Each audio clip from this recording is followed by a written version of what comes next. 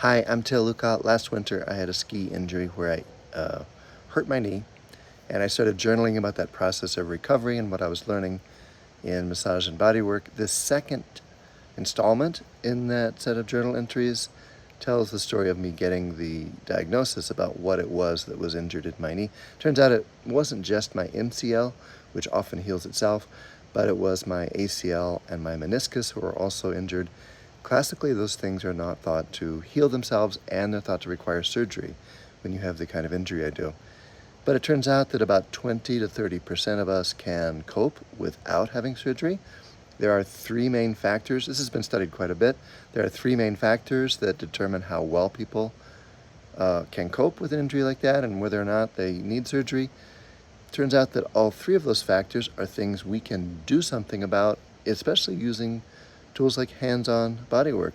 I'll go through those three factors and talk about how that's affecting my hands-on work in the latest edition of Massage and Bodywork.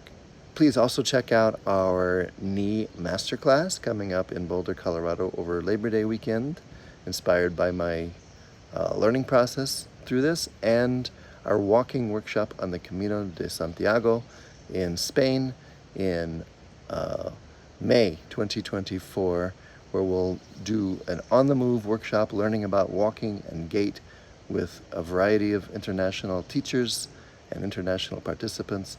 Hope you can join us for that or for something else online. Take it easy. Take care. Coronary ligaments of the meniscus. They're the ones that hold the meniscus onto the tibia.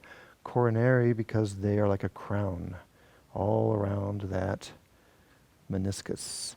The meniscus follows the tibia. So between those two structures are these little ligaments. Now they can get strained, they can get thickened, they can get inelastic, just like any other soft tissue in the body.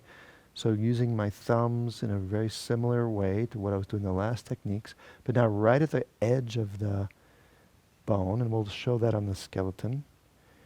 Right at the edge of the bone where it meets meniscus, I'm feeling for the texture of those ligaments.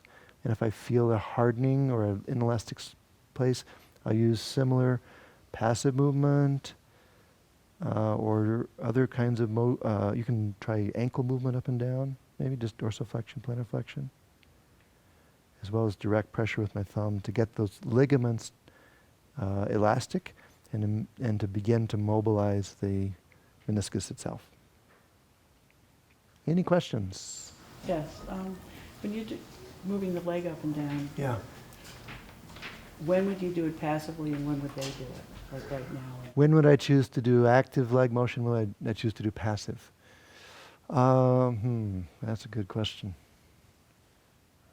What do you think? I mean, like you say, we're tuning in if there's an area that maybe is standing out a little bit more than an active movement. Yep. Might be worth exploring. Yeah.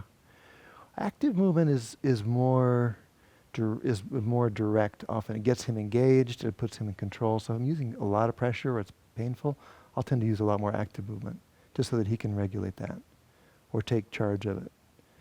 Otherwise, sometimes it's just quicker and easier for me to do the passive thing.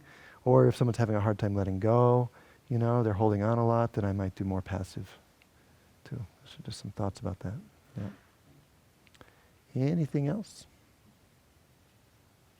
Okay, next technique.